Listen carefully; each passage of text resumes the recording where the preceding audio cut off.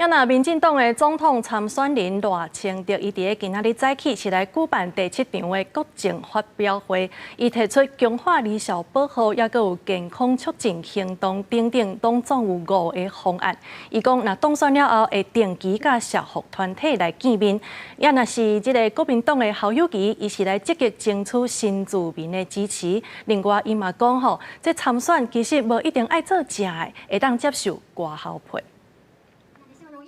民进党总统参选人赖清德二是召开第7场国政发表会，聚焦社福政策，提出5大方案，包括强化低小保护、加健康促进行动、身心障碍者权益促进行动、强化身心障碍者社区支持、优先自主的高龄生活环境、推动社会安全网2.0、强化保障经济安全，尤其囡仔的心理支持方案向下面延伸到国小，也推动学生辅导法修法。赖清德答应，当选会定期甲社福团体见面，听因的心声。那社会救助法应与时俱进的调整中低收入认定标准，扩大社会安全网，让更多有需求民众能够获得政府支持，积极协助低收入、中低收入户的高中职、大专毕业班学生预备生涯衔接。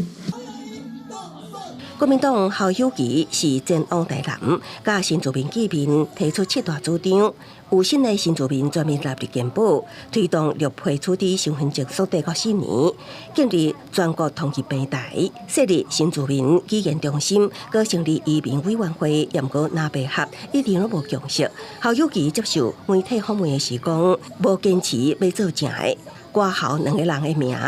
伫同一张的选票，要互拿白合。 有更较侪空间，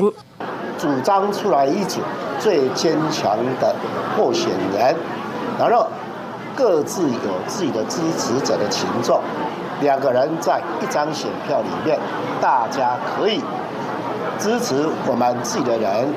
今麦也传出。